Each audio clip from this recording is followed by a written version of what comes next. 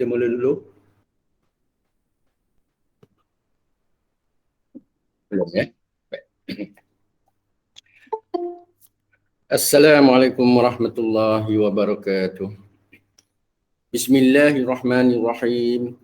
Innal hamdalillah nahmaduhu wa nasta'inuhu wa nastaghfiruh wa na'udzu billahi min shururi anfusina wa min sayyiati a'malina. May yahdihillahu fala mudilla lahu wa may yudlil fala hadiya lahu. Asyhadu an la ilaha illallah wahdahu la syarika lahu wa asyhadu anna Muhammadan abduhu wa rasuluh. Subhanaka la ilma lana illa ma 'allamtana innaka antal alimul hakim. Allahumma rzuqna ya rabbana fahman nabiyyin wa hifzal mursalin wa ilhamal malaikatul muqarrabin fi afiyati ya arhamar rahimin. Bismillahilladzi la yadurru ma ismihi syai'un fil ardi wala fis sama' wa huwas samiul alim. Bismillahilladzi la yadurru ma ismihi syai'un fil ardi wala fis sama' wa huwas samiul alim. Bismillahilladzi la yadurru ma ismihi syai'un fil ardi wala fis sama' wa huwas samiul alim. Rabbi shrah li sadri wa yassir li amri wahlul 'uqdatam min lisani yafqahu qawli. Amma ba'du. Alhamdulillah, syukur Allah Ta'ala izin lagi teman kita pagi ni, insyaAllah ya, untuk kita sambung lagi perkongsian ilmu tajwid ya, yang berkaitan dengan hukum-hukum di dalam bacaan Al-Quran kita. Jadi rujukan kitab kita adalah kitab Perbahasan Ilmu Tajwid ya, menurut riwayat Hafs an Asim melalui Tariq Syatibi ya, yang ditulis oleh Dr. Surul Syihabuddin An-Nadwi ya, kitab ni. Baik, untuk pagi ni kita yang ada kitab ya, kita rujukan kita di muka surat, bermula daripada muka surat 155. Ya. Baik, yang ada print nota ya, cuba tengok nota sekejap untuk memudahkan kefahaman kita ya. Kita ambil nota.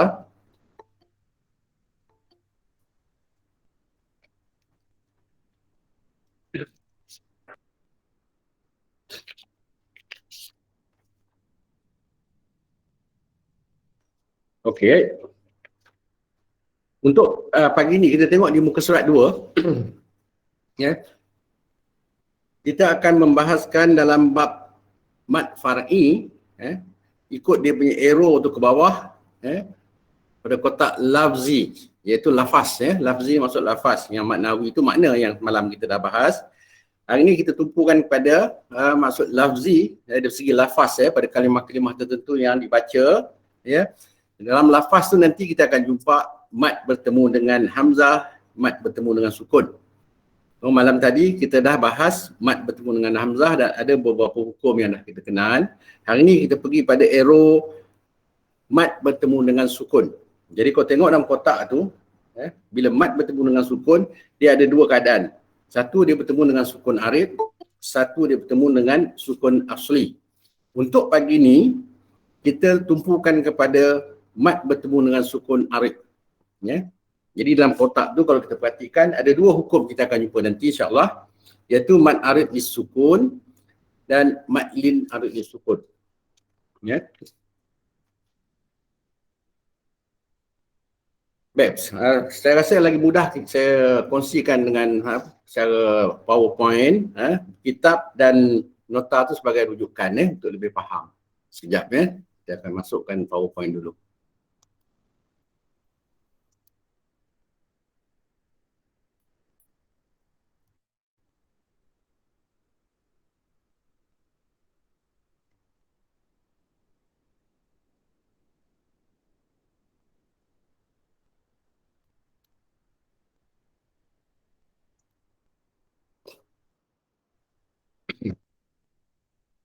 Baik.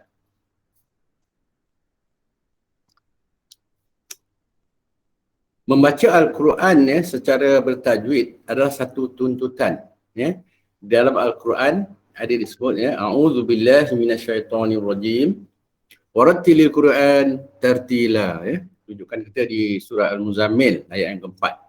Iaitu dan bacalah Al-Quran itu dengan tartil. Jadi tartil ni bermaksud kita meraihkan semua hukum-hukum tajwid lah yang perlu kita faham ya.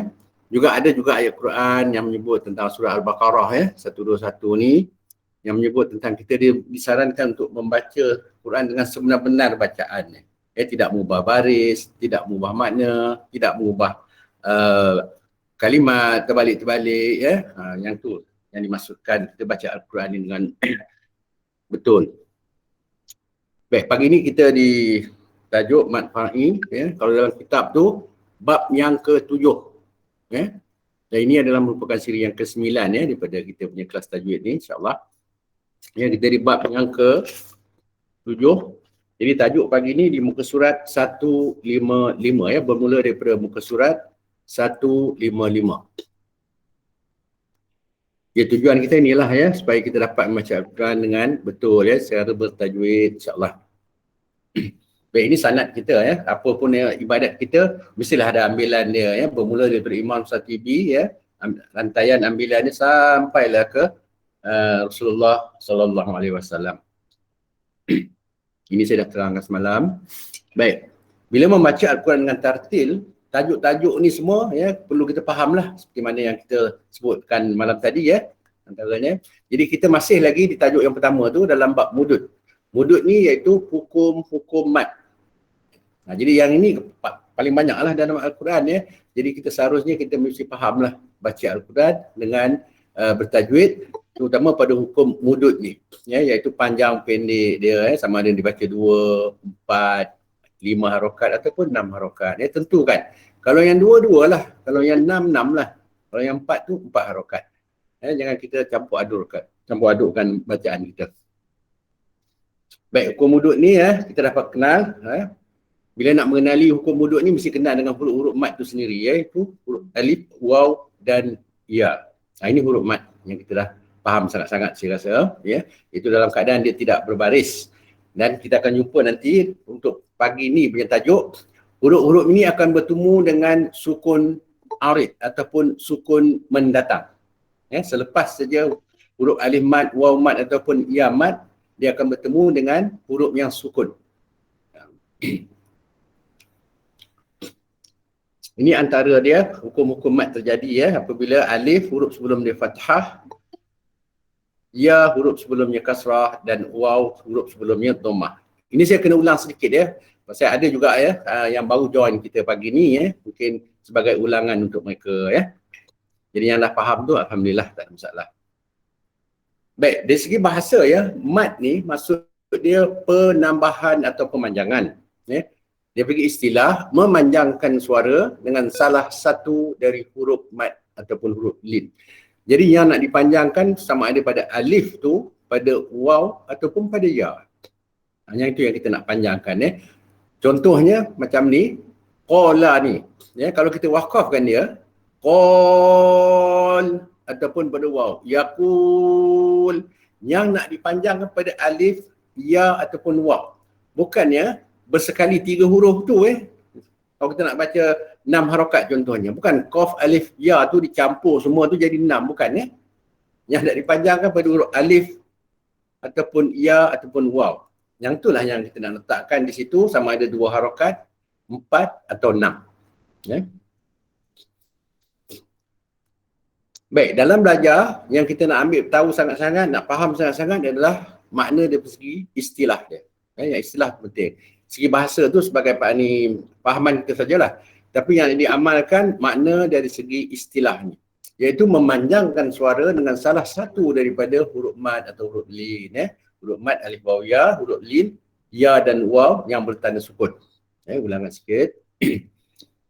Jadi hukum lin ni itulah ya, bila ya ataupun waw yang bertanda sukun, huruf sebelumnya tu berbaris fathah ya. Ini penerangan daripada matan ya. Baik, ini keadaan hukum-hukum mudud ya, keseluruhan hukum mad yang ada je. Kalau kita rujuk di nota yang saya hantar tu di awal-awal dulu yang ada mat asli dan mat far'i, dua kumpulan tu, inilah keadaan-keadaan mat dia.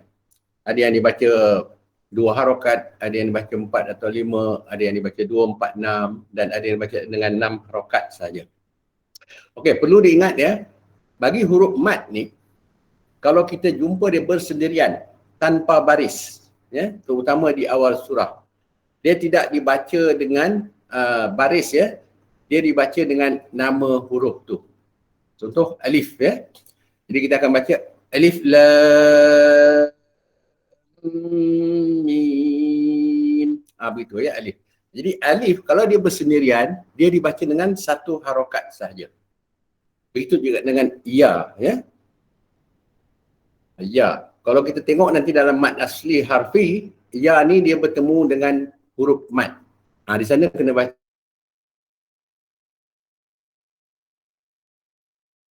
dengan 1 harokat. Jangan dipanjangkan ya. Alif lam ra contohnya. Jadi alif itu tidak panjang. Ingat ya. Masa kita bertalaki nanti, cuba biasakan nanti.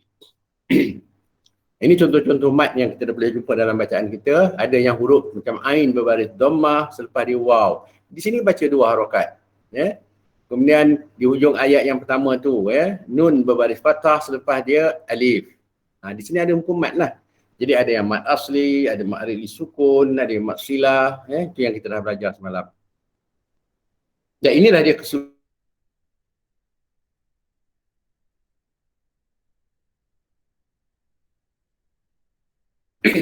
Satu lagi kumpulan mat far'i. Ya. Mat far'i ini dia berlaku dengan sebab. Ya, sebab dia apa? Apabila selepas mat berjumpa dengan hamzah ataupun selepas mat berjumpa dengan sukun. Itu maksud mat far'i ya. Pada mat asli itu tanpa sebab. Dia bersendirian begitu saja. Tidak bertemu dengan hamzah, tidak bertemu dengan sukun. Jadi yang kita nak bahaskan banyak sikit hukumnya dalam mat far'i ni. Ya. Jadi kita tak akan sebut lagi mat asli pasal kita dah sebut sebelum ni. Begitu juga ya dalam mat bertemu dengan hamzah kita dah kongsikan malam tadi ya. Jadi untuk hari ni ya kita akan tengok pada pertemuan mat bertemu dengan sukun, dan sukun tu adalah sukun arid. Yang putih tu. Yang ni yang kita nak kongsikan pagi ni. Ini secara keseluruhan ya, sebagai ulangan ya, dalam bentuk ni mudah dipaham. Baik, sebelum tu kena perlu diingat ya, ini cukup penting. Pada suara alif mat ya. Suara alif mat ni ada 2 bunyi ya. Satu perlu dibaca dengan tebal, satu kena dibaca dengan tipis. Masa bila nak dibaca dengan tebal? Apabila alif mat sebelum dia huruf isti'la, maka tebalkan alif mat tu. Ya, qa, ra, ta, sa, ya. Kemudian bila dibaca dengan tipis pula, iaitu apabila sebelum alif mat itu huruf istifal, ya. Ada 21 huruf tu. Selain daripada huruf-huruf yang tebal tadilah. Baik, kita masuk terus dalam mat far'i yang berlaku dengan sebab. Ya, kita ulang sikit. Berlaku dengan sebab ni bermaksud dia sama ada dia berjumpa dengan hamzah atau dia berjumpa dengan sukun selepas mat. Ya, di sanalah ada beberapa nama hukum ya pada mat far'i ini. Ada 9 hukum yang besar campur satu lagi, iaitu yang melibatkan hamzah yang kita dah faham malam tadi ya. Dan kadar pemanjangan harokat dia ada yang dibaca 2, 4 atau 5, dan satu lagi dengan 6 harokat. Baik, ini yang semalam yang kita sebut ya, yang maknawi kita dah selesaikan malam tadi ya. Pagi ni kita tengok lafzi ya, dari segi lafzi iaitu mat bertemu sukun dan bertemu dengan hamzah. Ya. Yang bertemu dengan hamzah kita sebut malam tadi juga ada 4 hukum ya. Mat muntasil, mat munfasil, mat silah kubra dan mat badal. Jadi yang ini kita dah selesai ya, kita tinggalkan. Sekarang ni kita tumpukan kepada mat bertemu sukun. Ya, sukun ni ada 2, sukun asli dan sukun arid. Ya, masih lagi di dalam kumpulan lafzi. Baik. Apabila mat bertemu dengan sukun, di sana terdapat 2 hukum. Ya. Jadi yang ini kalau nak itu dalam kitab boleh rujuk di muka surat 153 sampailah muka surat 159 tu. Di situlah dibahaskan dalam kitab. Baik, apabila mat bertemu dengan sukun, ya, pertama dia akan berjumpa dengan sukun arid. Sukun arid ni apa? Sukun yang mendatang. Satu lagi sukun asli. Sukun asli ni sukun semula jadi. Memang dia turun-turun je ayat Al-Quran tu, keadaan kalimah itu memang terdapat sukun asli di dalam kalimah tu. Kita akan kenal macam mana bentuk sukun asli, macam mana bentuk sukun arid. Baik, kita tengok pada sukun arid dulu. Apabila mat bertemu dengan sukun arid ataupun sukun mendatang, kita ada dua hukum. Ya, yang pertama mat arid li sukun, yang kedua mat lin arid li sukun.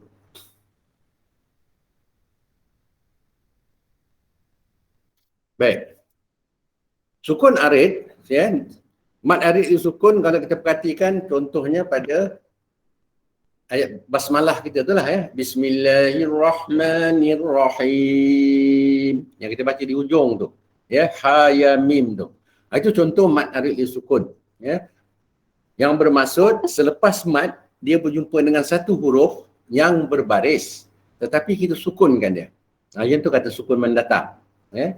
Jadi hi itu mat, selepas itu mim kita wakafkan pada mim, kita sukunkan pada mim. Itulah yang dimaksudkan mat bertemu dengan sukun mendatang. Manakala mat lin pula, mat lin arid li sukun, ya. Selepas huruf lin tadi apa? Ya ataupun waw yang bertanda sukun, huruf sebelum dia berbaris fathah, berbaris atas. Ya. Li'ila fi Quraisy. Di sini pun dalam bacaan kena betulkan sebutan pada kalimah-kalimah tertentu tu, ya, terutama pada ra, ya. Li'ila fi Quraisy, jangan kurai, ya, qura, ya, Quraisy. Cara nak menyebut huruf lin juga ada kaedah dia, ya, yang betul. Nanti sampai tajuk tu nanti kita share bersama nanti. Baik, kita terus dulu. Kita ambil pada mat arid li sukun. Okey. Mat arid li sukun dia ada dalam 5 keadaan. Kita boleh kenal dia, ya. Yang dinamakan mat arid sukun ni apa dia? Okey, yang pertama dia tu berasal daripada mat asli. Satu. Yang kedua, dia berasal dari mat badal. Okey, mat badal kita dah kenal malam tadi, kan? Yang ketiga, dia berasal dari mat muttasil. Jadi mat muttasil pun kita dah faham malam tadi, ya. Yang keempat, dia berasal daripada ta marbutah. Ini pagi ni kita akan kongsi yang ni. Dan yang kelima, dia pada ha domir. Ada hukum mat arid li sukun di situ, Jadi cara kita nak kenal pada nombor 4 dan nombor 5 ni pagi ni, insyaAllah. Okey, kita teruskan dulu. Okey, ini contoh mat arid li sukun. Di hujung tu, ya, minhul anharu tu. Jadi ha tu mat asli, ya. Dia bertemu dengan ra yang berbaris dhammah tu kita wakafkan dia, ya. Wa inna minal hijarati lama yatafajjaru minhul anhar. Jadi anhar, itulah ha, itulah mat lin, mat arid li sukun. Okey, di sini nak ingatkan sedikit, ya. Apabila kita wakafkan dalam bacaan mat arid li sukun, hati-hati pada huruf-huruf yang kita wakafkan di hujung bacaan pada hukum mat arid li sukun, iaitu pada huruf ha, alif mad dan ra. Kalau masa bertalaki tu mungkin kita dah kenal, ha ni adalah huruf istifal. Huruf istifal bermaksud sentiasa dibaca dengan nipis. Ha, alif pula disebutkan tadi, suara dia ada dua. Satu, alif tu, alif mad tu dibaca dengan tebal ataupun dia dibaca dengan tipis. Tengok keadaan, ya. Bila nak dibaca dengan tebal, bila nak baca dengan tipis. Dia baca dengan tebal kalau huruf sebelum dia tu huruf isti'la, huruf yang memiliki sifat tebal. Kalau sebelum alif mad tu, ya, huruf istifal, ya, huruf yang memiliki sifat tipis, maka tipiskanlah alif mad tu, ya. Dan ra. Jadi ra ni dia dalam tajuk tafkhim dan tarkib nanti, ya. Dalam bab tafkhim dan tarkib nanti kita akan belajar lebih lanjut tentang keadaan ra ni. Jadi untuk maklumat, ra yang diwakafkan di hujung tu hendaklah ditebalkan suara takrir dia. Iaitu takrir ni adalah sifat ra, iaitu getaran. Getaran pada ra tu hendaklah ditebalkan. Jadi hati-hati. Masa kita nak tebalkan ra, dia kalau kita tak kawal, dia akan mempengaruhi suara alif mat dan suara ha tu. Pertama di sini alif mat adalah tipis, ha tu juga dibaca dengan tipis. Jadi bila kita nak tebalkan ra, hati-hati pada huruf ha dan alif mat tu. Contoh yang selalu kita terlepas pandang atau tidak mengawal bacaan dia akan bunyi cara yang tak apa sempurna. Contoh dia begini. Wa inna minal hijarati lama yatafajjaru minhul anhar. Anhar. Dia bunyi begitu ya. Kita boleh dengar di sana alif mat tu dia jadi dua suara. Mula-mula nipis, sebelum sampai ra dia naik tebal pula. Lepas tu baru masuk ke ra yang tebal. Jadi tak mau begitu. Ya. Ataupun keseluruhan ya, 3 huruf ha, alif dan ra tu dibaca dengan tebal semua. Itu juga tak betul ya. Begini bunyi dia. Wa inna minal hijarati lama yatafajjaru minhul anhar. Anhar itu juga salah. Ya. Jadi kawal. Ha dan alif mat itu perlu ditipiskan terus. Ya. Sama ada kita dalam keadaan 2 harakat ke dia, nak baca 4 harakat kepada alif mat tu, ataupun nak baca 6 harakat kepada alif mat tu. Ya. Okey, di sini pemanjangan alif mat ataupun waw mat ataupun ya mat dalam hukum mat arid li sukun adalah jaiz. Jaiz bermaksud harus. Boleh pilihlah ya, nak berhenti dengan 2 harakat kepada alif mat tu atau 4 atau 6. Ya, harus. Cuma hati-hati cara menyebut huruf tu dalam keadaan tipis ke dia ataupun tebal ke dia. Jadi kawal kita ambil kata bacaan kita 4 harakat untuk wakaf pada ma'rid li sukun. Jadi ha tu sentiasa ditipiskan, alif mat juga sentiasa ditipiskan. Masa kita nak wakafkan ra tu, tebalkan takrir dia, iaitu getaran ra tu ya.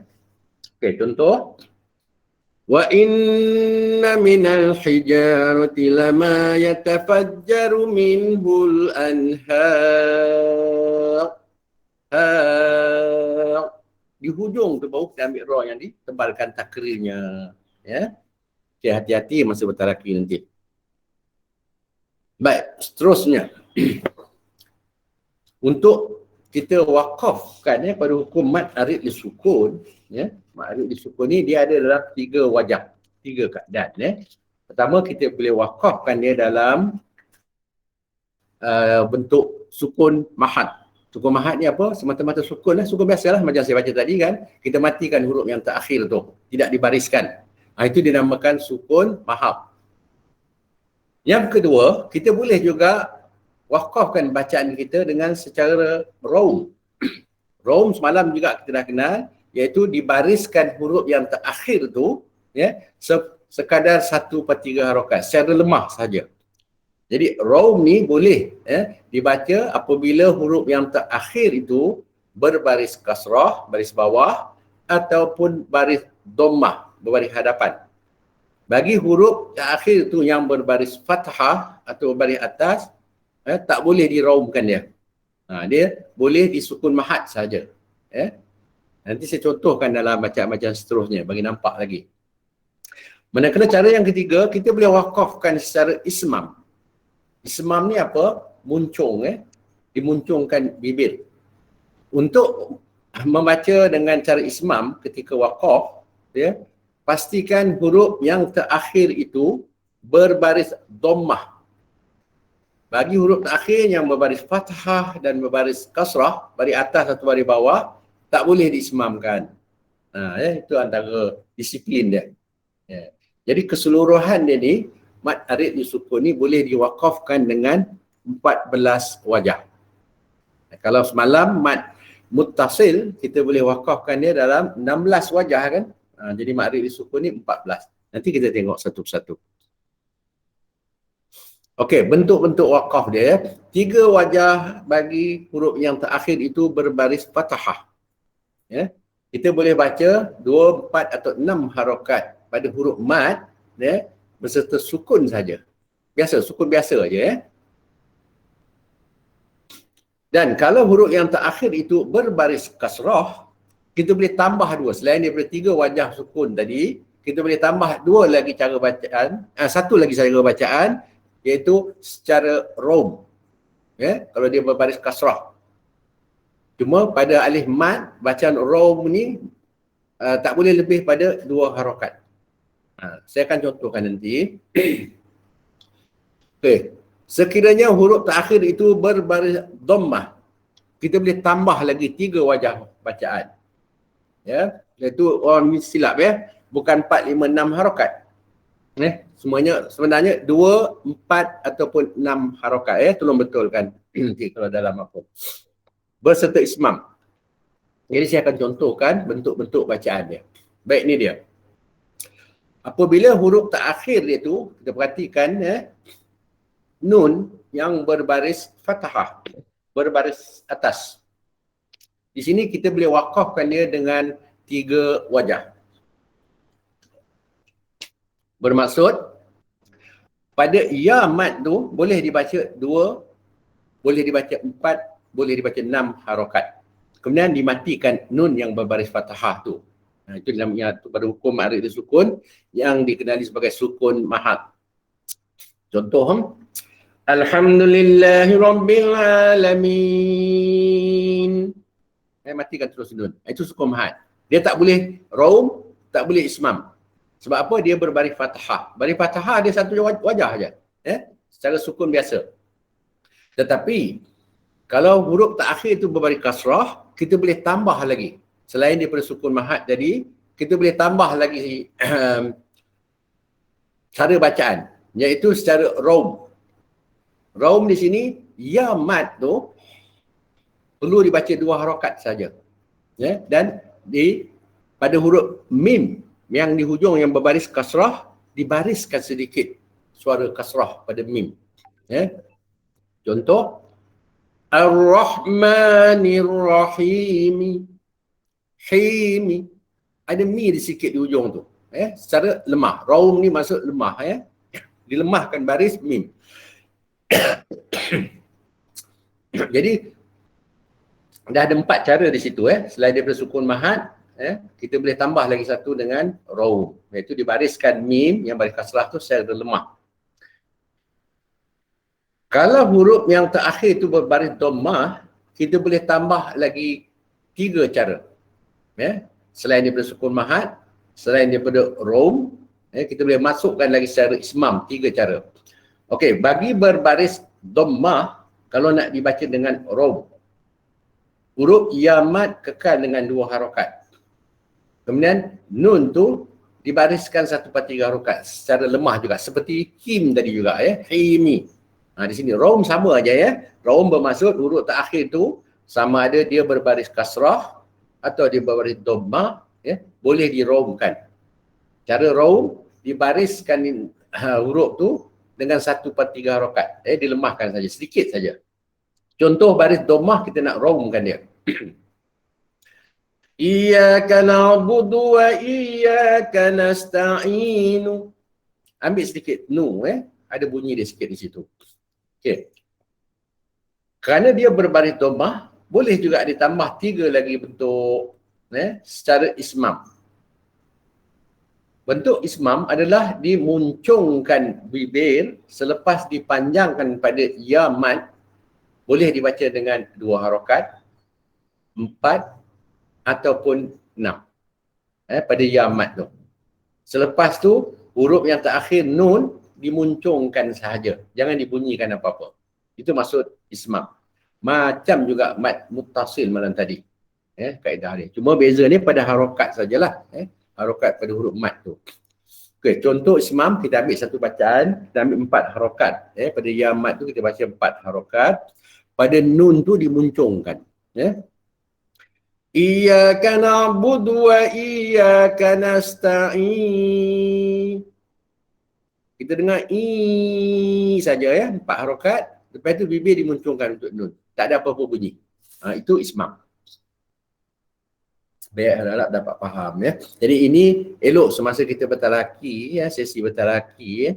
Cuba ambil peluang baca cara ketiga-tiga wajah ni sebagai kefahaman kita.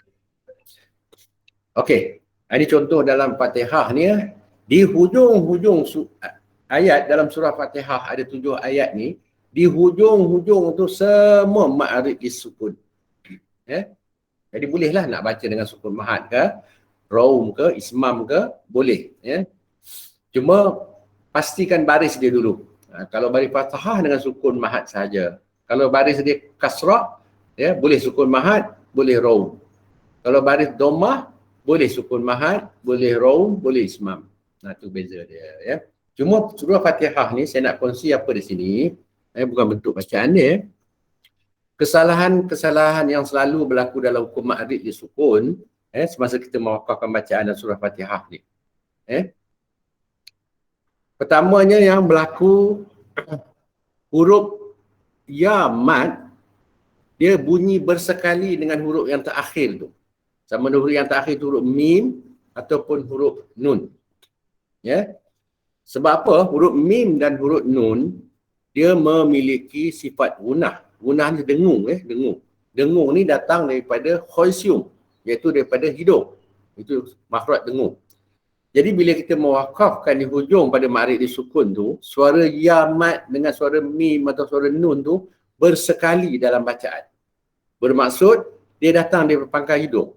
Dia sekali datang daripada hidung suara tu Itu salah dari segi makhraj pada huruf mad Huruf mad ya, alif ataupun waw, makhraj dia atau rumah dia tu di rongga jauh. Maka di situlah bunyi 2 harakat ke 4 harakat ke atau 6 harakat pada huruf mad, sama ada alif, waw ataupun ya di rongga mulut. Bila nak diwakafkan mim tu baru ditolakkan suara dengung tu ke hidung. Tapi kadang-kadang kita mungkin terlepas pandang kita bersekalikan suara ya mad dengan mim ataupun nun di hujung tu masuk ke hidung terus. Contoh saya contohkan. Bismillahirrahmanirrahim. Alhamdulillahi Rabbil Alamin. Ar-Rahmanir-Rahim. Maliki Yawmiddin. Iyyaka na'budu wa iyyaka nasta'in. Ihdinas siratal mustaqim. Siratal ladzina an'amta 'alaihim ghairil maghdubi 'alaihim waladdallin.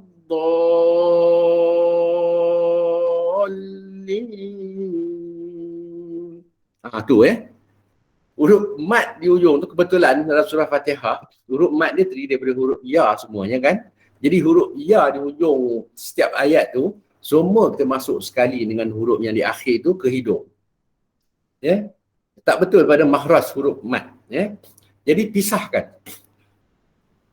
Pastikan huruf ya mad tu kalau nak dibaca 4 harakat, biar dia selesai di rongga jauh dulu. Di hujung tu baru ambil huruf mim ataupun huruf nun. Okey, contoh.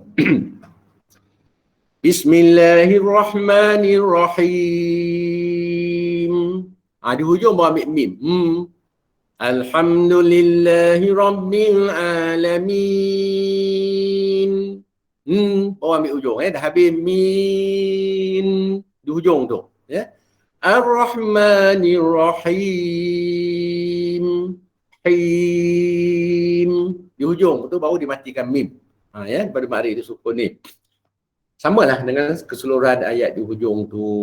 Okey. Tadi kesalahan yang pertama, kita masukkan ya mad dengan huruf di akhir tu, mim kata nun tu bersekali dalam bacaan sebutan. Kesalahan yang satu lagi iaitu suara huruf mim ataupun nun yang di akhir ayat tu tidak jelas kedengaran dengungnya. Maksud dia tidak diizharkan betul-betul. Dia hilang begitu saja. Tak apa jelas. Bukan semua huruf, bukan semua ayat. Kadang-kadang ayat pertama tu jelas, yang kedua tu jelas. Kadang-kadang pada ayat yang keempat, yang kelima dan hati-hati pada ayat yang ketujuh. Huruf nun di hujung tu kadang-kadang tak jelas. Okey, macam mana tak jelas? Dia bunyi begini Bismillahirrahmanirrahim. Alhamdulillahi Rabbil Alamin. Ar-Rahmanir-Rahim. Maliki Yawmiddin. Iyyaka na'budu wa iyyaka nasta'in. Ihdinas siratal mustaqim. Siratal ladzina an'amta 'alaihim ghairil maghdubi 'alaihim waladdallin.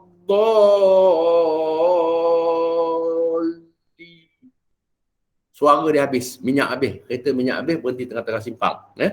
Jadi ini masalah. Kalau boleh, pastikan huruf nun dan mim yang di hujung tu pada hukum ma'rif disukun di sini, ada sedikit bunyi dengung yang diizharkan.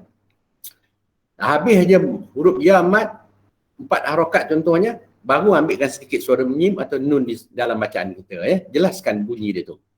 Bismillahirrahmanirrahim. Alhamdulillahi Rabbil Alamin. Ar-Rahmanir-Rahim. Maliki Yawmiddin. Iyyaka na'budu wa iyyaka nasta'in.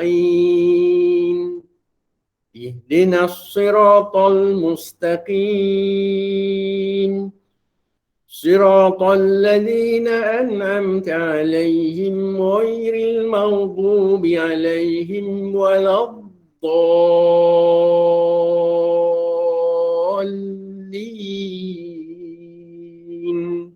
Di hujung tu, jelaskan keseluruhan suara-suara huruf. Sebab apa maksud tajwid, bila kita belajar tajwid, tajwid itu bermaksud memberikan setiap huruf itu akan haknya. Iqta'ul hurufi haqqaha min sifatilaha wa mustahaqqaha. Iaitu berikan setiap huruf itu akan hak dia. Apa hak huruf? Iaitu betul pada mahraj dia, tepat pada sifat-sifat dia. Sifat-sifat dia pun betul, mahraj dia pun betul. Jadi bila kita nak belajar Al-Quran, nak membaca Al-Quran, mesti kita faham di mana rumah setiap huruf tu. Dia secara umumnya, mahraj huruf ni ada 5 tempat, ada 5 bahagian. Secara umumnya. Satu kumpulan huruf duduk di hidung, satu kumpulan duduk di bibir, satu kumpulan duduk di lidah, satu kumpulan duduk di rongga mulut, satu kumpulan lagi duduk di halkum, di kerongkong. Itu secara umum. Jadi macam di kerongkong ni pula ada pula bilik-bilik tertentu untuk bagi huruf yang tertentu. Contoh, hamzah duduk di bawah sekali dengan ha, hamzah ha. Di tengah-tengah pula datang pula huruf ain dan ha pedas tu. Di atas sedikit pada ain dan ha tu huruf ghain dan kha. Jadi bila kita baca huruf-huruf ni, pastikan dia datang dari tempat yang betul lah. Itu maksudnya. Jadi dalam kitab ni pun ada di bab yang ke-8 tak silap saya, atau ke-9 juga, bab makhraj dan sifat huruf. Begitu juga mustahak lagi apabila ada hukum mendatang, kata dia. Hukum mendatang ni bermaksud bila dia dalam keadaan bersabdu, huruf tu dalam keadaan bersabdu, dia dalam keadaan sukun, dia dalam keadaan diwakafkan di hujung bacaan, macam-macam bentuk bacaan. Kalau macam ini sukun mahat dipanggil tadi, begitulah keadaan dia. Ada juga dalam wakaf isyarah, yang kita wakaf dalam keadaan wakaf isyarah, macam mana pula nak dibaca. Yang itu semua dalam talaqi nanti kita akan jumpa, insyaAllah. Kita kongsi dulu dalam bab ma'rif disukun ni dulu. Baik. Contoh yang berikutnya, keadaan mat arid disukun ni, dia berlaku juga dalam disebabkan daripada mat badal. Asal dia hukumnya mat badal. Mat badal kita ingat tak malam tadi, apabila hamzah bertemu dengan salah satu daripada huruf mat. Huruf mat tu sama ada alif atau waw ataupun ya. Hamzah dulu baru huruf mat. Itu mat badal lah. Jadi bila kita wakafkan di hujung ayat, kebetulan di hujung tu ada pertemuan mat badal dengan sukun yang mendatang, maka itulah mat arid li sukun. Ada juga menyebut dia sebagai mat badal arid li sukun. Cara bacaan dia sama. Seperti mana dengan sukun mahat tadi. Cuma dia kata sini mat badal adalah hamzah bertemu dengan huruf mat. Apabila diwakafkan, huruf selepasnya ia bertukar menjadi mad arid disukun. Dikenal dengan mad arid disukun juga. Setengah kitab mungkin dia akan tulis mad badal arid disukun. Samalah maksud dia tu. Dia nak merujuk pada mad badal. Kadar harokat dan cara bacaan semasa waqaf sama seperti mad arid disukun. Itu sukun yang berasal dari mad asli. Itu ada 14 wajah juga di sini. Samalah macam mana kita baca dengan mad arid disukun. Jadi pada mad badal arid disukun ni pun samalah kaedah dia. Dan kesalahan dia pun sama juga akan berlaku. Contoh ni. Macam di sini kebetulan huruf mad dia adalah waw. Jangan dibersekalikan huruf waw itu masuk ke nun. Pisahkan. Qalu inna ma'akum innama nahnu mustahzi'un. Di hujung bawa ambil nun. Jangan mustahzi'un. Dia bawa ke hidung terus siap-siap. Tak mau begitu. Okey, seterusnya mad arid sukun juga ada yang berasal daripada mad mutasil. Macam kita belajar tadi, mad mutasil. Macam mana nak kenal mad mutasil? Apabila selepas mad bertemu dengan hamzah, kan? Jadi kalau kebetulan dia berada di hujung ayat dan kita wakafkan di situ, itulah mad arid sukun lah tu. Yang berasal daripada mad muttasil. Cuma harokat dia di sini berbeza. Boleh dibaca dengan 4, 5 ataupun 6 harokat. Jangan dibaca dengan 2 harokat. Kok mana pun cuba. Walaupun nafas tak sampai ke apa, rancang bacaan dulu. Ambil lah, nak ambil 4, 5 atau 6 boleh. Qalu anu'minu kama amanas sufaha. Okey, di sini hati-hati bila kita mewakafkan bacaan pada mad muttasil arid disukun ni, menjadi mad arid disukun, pastikan suara hamzah di hujung tu dimatikan tepat pada rumah dia, makhraj huruf hamzah. Di mana makhraj huruf hamzah di pangkal kerongkong, di bawah sini. Jadi sufaha, matikan di sini. Jangan sufaha, yang jelas. Hamzah ni hilang tak tahu di mana. Bacaan begitu salah. Apa salahnya? Kita menghilangkan satu huruf dalam bacaan. Dalam bacaan Al-Quran, kalau huruf itu ada 10 lah dalam ayat ataupun dapat ada 50 huruf dalam ayat tu, kita nak baca semua 50 huruf tu. Dia kurang pun dia tak nak, berlebih pun dia tak mahu. Cukup-cukup 50 huruf yang ada dalam ayat tu, semua tu nak dijelas sebut dia. Dengan hukum-hukum yang berkaitan lah. Baik.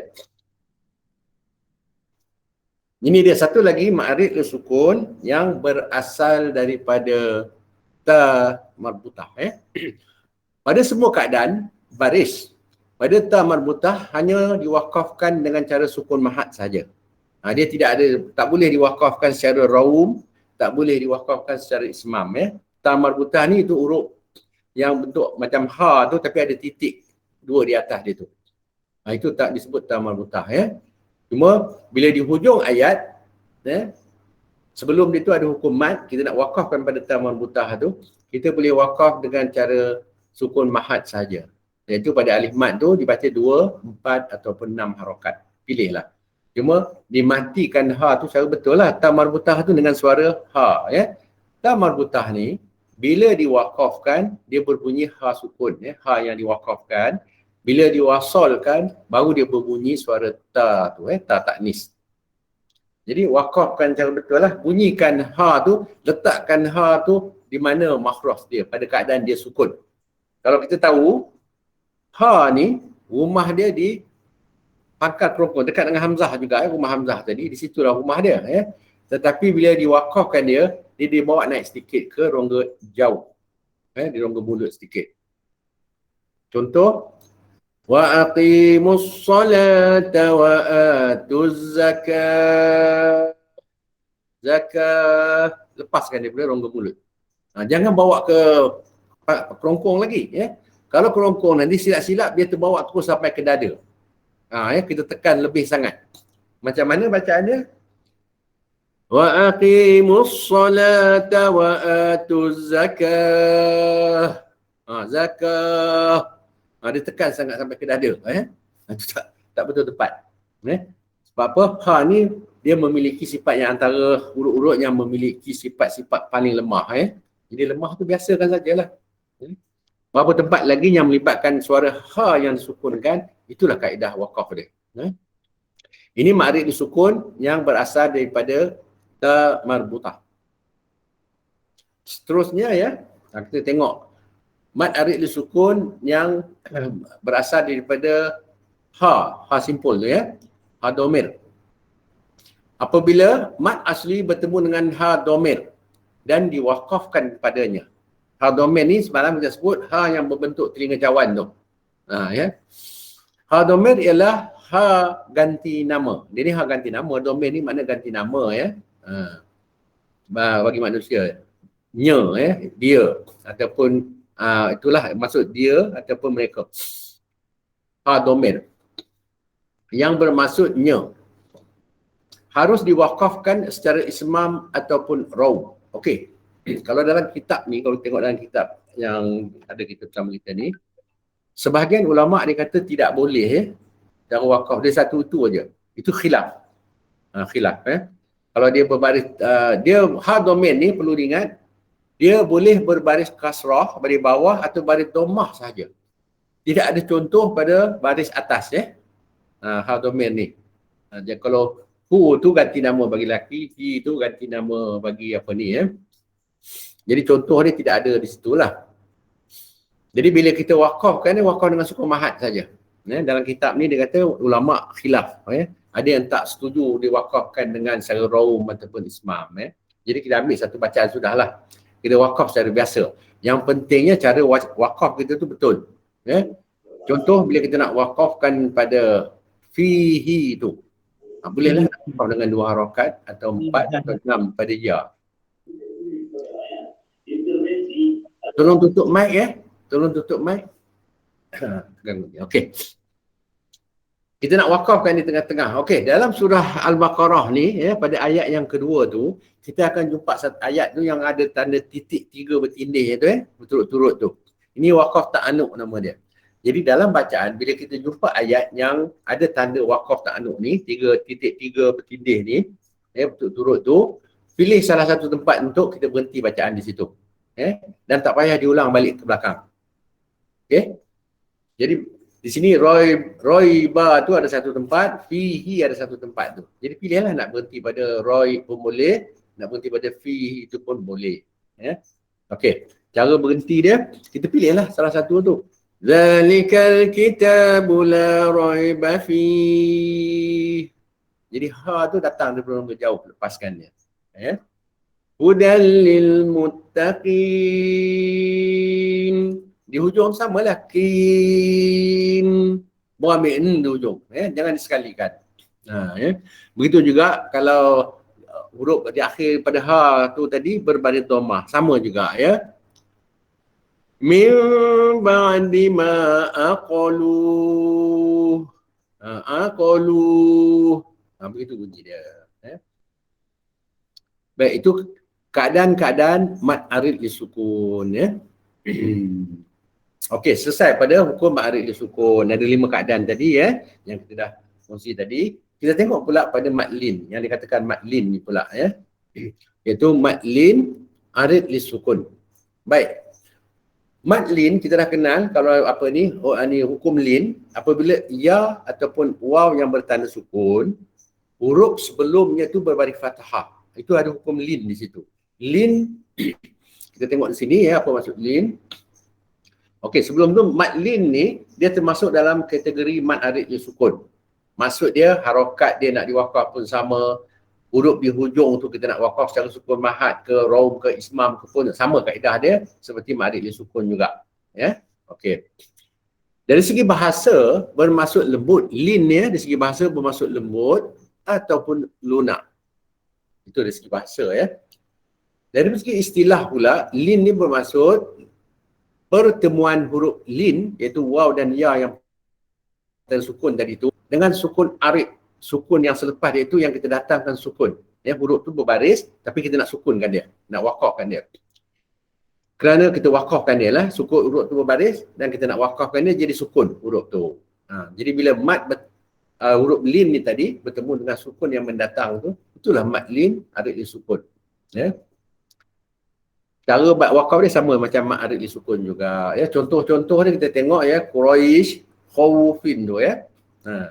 Di mana ya yang sukun sebelum dia ra berbaris fathah, baris atas, roi bacaannya. Nanti saya nak contohkan macam mana nak baca pada hukum lin ni. Jangan tersilap ya. Okey, itu contoh pada hukum lin. Bila diwakafkan hukum lin, barulah dipanggil mad lin arid li sukun. Baru boleh sebut mad lin. Kalau bacaan di tengah-tengah bacaan secara wasal, kita sebut dia, kita panggil dia hukum lin ya. Hukum lin. Dan harakat dia 1,5 harakat. Kalau dalam keadaan wasal. Kalau wakaf baru boleh dibaca 2, 4 ataupun 6. Okey, ini dia contoh mad lin arid li sukun. Di hujung-hujung tu, kita perhatikan. Ya. Shin di hujung ayat tu, kita nak wakafkan dia. Sebelum shin tu, ya yang bertanda sukun. Sebelum ya bertanda sukun tu, ra baris fathah. Ini lin lah. Ya, hukum lin. Kalau kita wakafkan dia jadi mad lin arid li sukun. Wakaf dia kena betul. Ya. Pada suara huruf. Terutama pada suara huruf ya, ra dan suara huruf ya lin. Ra baris fathah perlu ditafkhimkan dia. Perlu ditebalkan dia. Ra bunyi dia. Ya lin bunyi dia yi. Ya lin ni bunyi dia yi. Lembut, lunak. Jangan bunyi dia. Contoh. Jangan dibaca beginilah. Ini contoh bacaan yang dielakkan ya. Bismillahirrahmanirrahim. Li'ilafi Quraish. Quraish. Itu salah. Tak sempurna. Ya. Jadi bacaan yang betul, ra tu difathahkan betul-betul pada berbaris fathah tu dengan tafkhim, ra. Ya tu bawakan ke bawah bunyi dia, yi, baru dimatikan shin. Ya. Setelah ya tu kita baca 2, 4 ataupun 6, baru matikan shin. Ya. Li'ilafi Quraish. Di hujung tu. Baru dimatikan. Jangan Quraish, Qurai. Tak mau. Qurai. Itu bacaan lin. Begitu juga lah pada ayat yang kedua tu ya. Ila fihim rihlatash shita'i was-sayf. Sayf. Jangan sayf ataupun sayf. Sod jadi sin. Ya, dia sod dari atas bunyi dia sa. Ya, sa dulu. Sayf. Ya. Ayat yang ketiga. فَلْيَعْبُدُوا رَبَّ هَذَا الْبَيْتِ. Ambil ba dulu. Bait. Baru ambil ya yang baris bawah. Dipanjangkan 2, 4 atau 6. Dan hujung tu baru diwakafkan pada ta. Ta bila diwakafkan ada suara hamas. Hamas ni mana terlepas nafas. فَلْيَعْبُدُوا رَبَّ هَذَا الْبَيْتِ. Hamas ta ni lemah sikit. Jangan baca hadzal bait. Dia kuat sangat bunyi tahnya hamas dia. Itu bukan itu makna tak betul pada makhraj. Jadi untuk dapatkan bacaan yang betul perlulah bertelaki baru kita kenal di mana makhraj ta, di mana makhraj ta semua jangan orang kata bunyi dia tersilap nanti.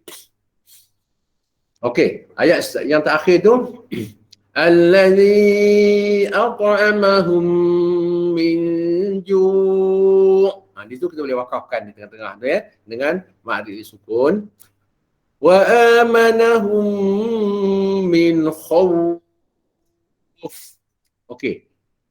Kalau sebelum waw lin huruf kha, qaf, ta, hati-hati ini huruf-huruf isti'la nama dia kha, ta, sad za. Itu semua huruf isti'la. Apabila dalam hukum lin, mad lin ni, hati-hati huruf istilah ni jangan bertukar bunyi. Contoh dia bertukar bunyi macam mana? Wa amanahum min khawf. Bunyi khawf. Kha baris atas, baris fathah bunyi dia kha. Khawf. Betulkan bunyi begitu. Dia berlaku juga pada kesalahan-kesalahan yang lain pada suara lin ni. Okey, contoh kita tengok Hukum lin berlaku juga di tengah-tengah ayat, di tengah kalimah. Tadi pada surah Quraisy ni semua kita jumpa di hujung-hujung kan, dia juga berlaku di tengah-tengah. Kalau di tengah-tengah juga suara lin tu samalah, lunakkanlah dia. Yi bunyi dia kalau ya tu, pada surah Fatihah contohnya.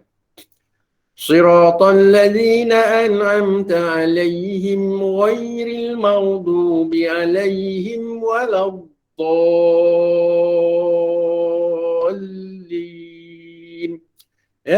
Alaihim, jangan baca alai.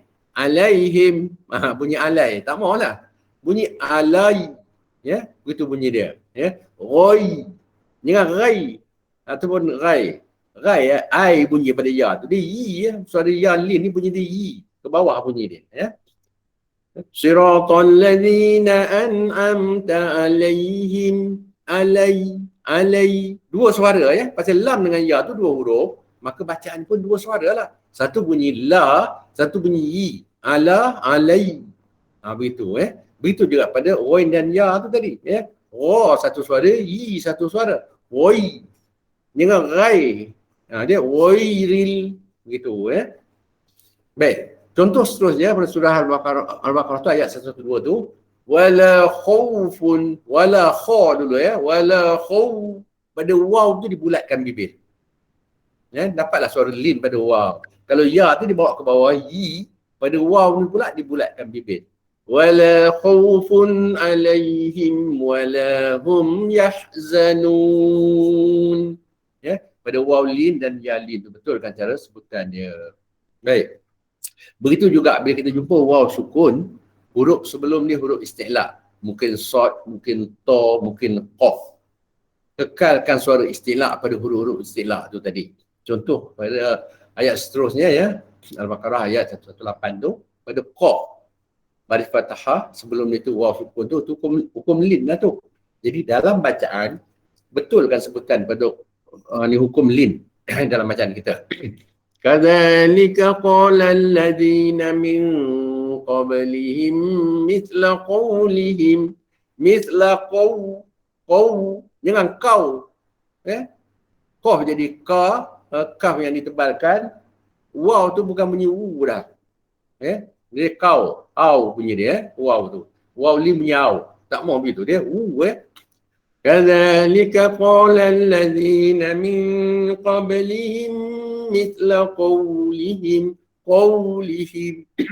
Pada hukum lin di tengah-tengah ayat, dia boleh dibaca satu setengah harakat.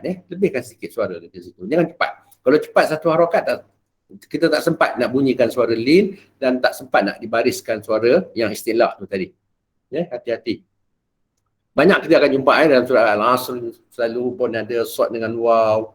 Jadi jagalah suara tebalkanlah. Kalau suara waw lin, ya lin tu betulkan. Pada ya lin bawakan ke bawah, yi bunyi dia. Pada waw lin bulatkan bibir. Itu kaedah dia. Ini contoh-contoh mat yang kita jumpa dalam bila kita dah belajar dalam mat yang pertemuan mat dengan hamzah, pertemuan mat dengan sukun, sukun arid, maka dalam surah-surah tertentu tu kita akan jumpa lah hukum-hukum tu. Jadi bacalah dengan cara yang betul semua hukum-hukum tu. Okey, ini kita tak payah masing-masing mungkin dah hafal dah surah ni.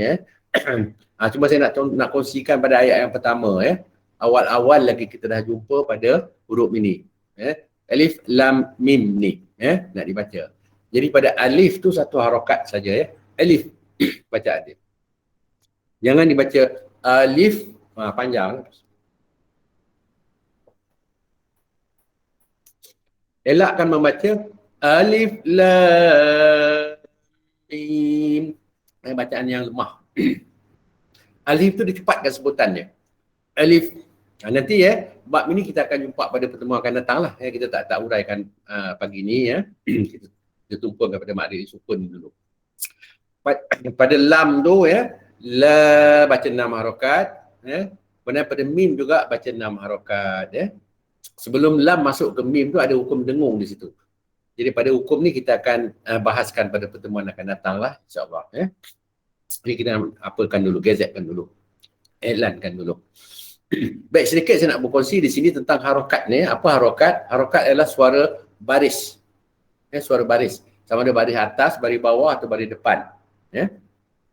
Jadi suara baris tu, ini istilah sajalah sebagai tambahan pada ustazah-ustazah yang ramai kat dalam ni, pada ustaz-ustaz yang ada kat sini sebagai ingat balik